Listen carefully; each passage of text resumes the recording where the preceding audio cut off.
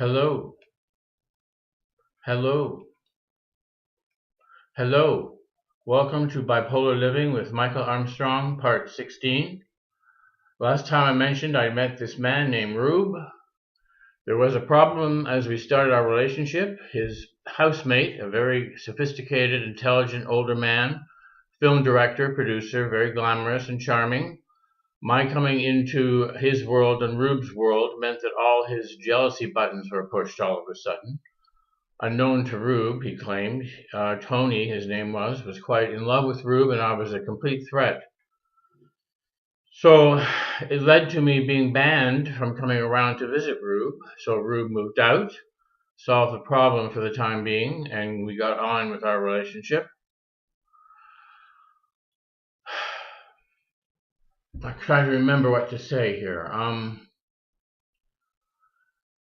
remember being in a party, looking across a crowded room, as the song goes, and seeing Rube standing there and thinking to myself, how can I ever live without this person? Because he was American, of course, there was a problem. He would have to return to the States after his studies were completed. So to tackle that, we decided to do what a lot of gay men, American Canadian partners did. They arranged for a marriage to take place.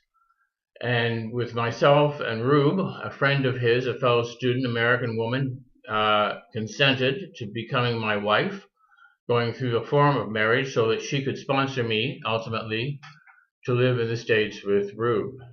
So one day at Old City Hall downtown, I was dressed up in a lovely Indian white wedding shirt that Rube had gotten from me. The woman and myself were dressed in white. We had a garland of flowers in our hair. We looked quite the hippies.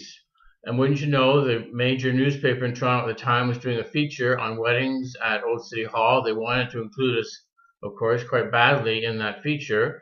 But I could just imagine my father opening the paper and seeing a picture of his son supposedly getting married without him and my mother knowing a single thing about it. So we had to say no to that, obviously.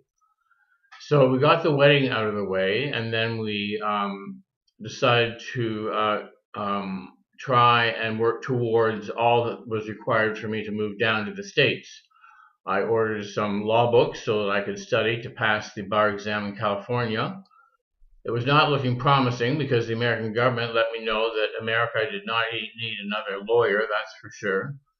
And the whole scope of trying to master California American law seemed to me to be almost a hopeless task. However, I tried to start reading in that area.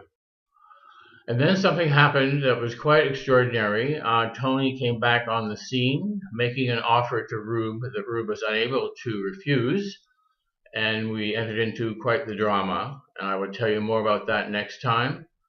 So God be with you and keep you. And we'll continue the story of the build up to my big breakdown when I next see you. Okay? Bye bye.